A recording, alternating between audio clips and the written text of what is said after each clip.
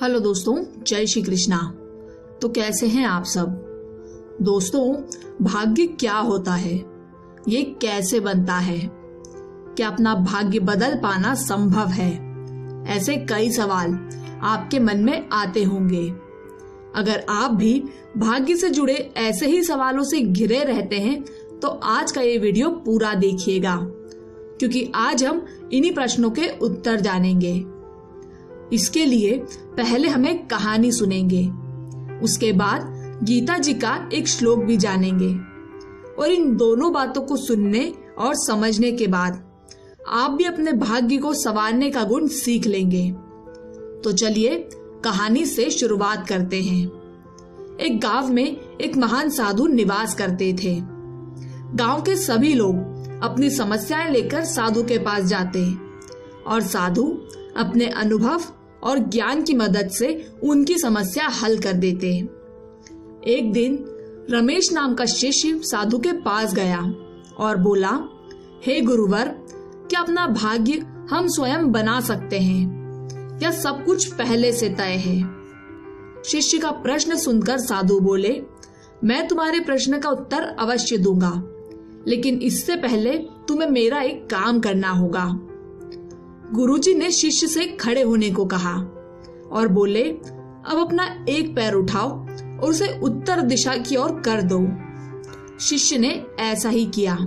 फिर गुरुवर बोले, अब अपना दूसरा पैर उठा लो और उसे दक्षिण दिशा की ओर कर दो। शिष्य सोच में पड़ गया।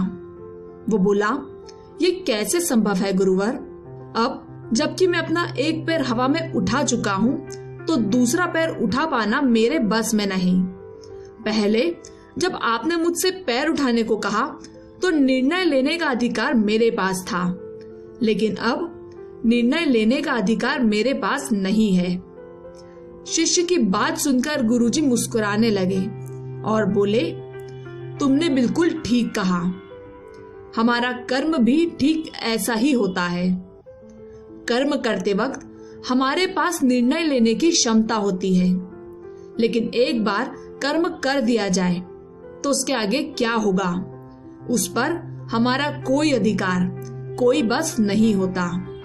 एक बार जब तुम किसी बात का निर्णय ले लो, कोई कर्म कर लो, तो उसके बाद उसके परिणाम का अधिकार, उसके फल का अधिकार ईश्वर के हाथ में होता है। तो अगर तुम अपना भाग्य बेहतर बनाना चाहते हो, उसे बदलना चाहते हो, तो अपने कर्मों को बेहतर बनाओ। जैसे जैसे तुम्हारे कर्म सुधरने लगेंगे, तुम्हारा भाग्य अपने आप संवरने लगेगा। इसी विषय से संबंधित गीता जी में भी एक श्लोक पाया जाता है। गीता जी के दूसरे अध्याय के 47वें श्लोक में भगवान श्री कृष्ण कहते हैं, तुम्हारे कर्मों पर तुम्हारा अधिकार है, लेकिन उसके फल पर तुम्हारा कोई अधिकार नहीं।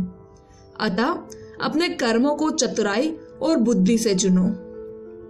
दोस्तों, इस प्रेरक कहानी और गीता जी के श्लोक से आप समझ ही गए होंगे हमारा भाग्य कैसे बनता है।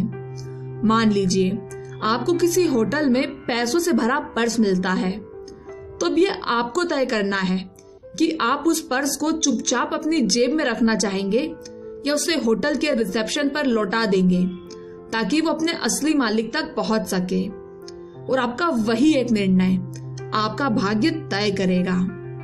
दोस्तों, हम उम्मीद करते हैं गीता जी से जुड़ी यह रोचक जानकारी आपको पसंद आई होगी।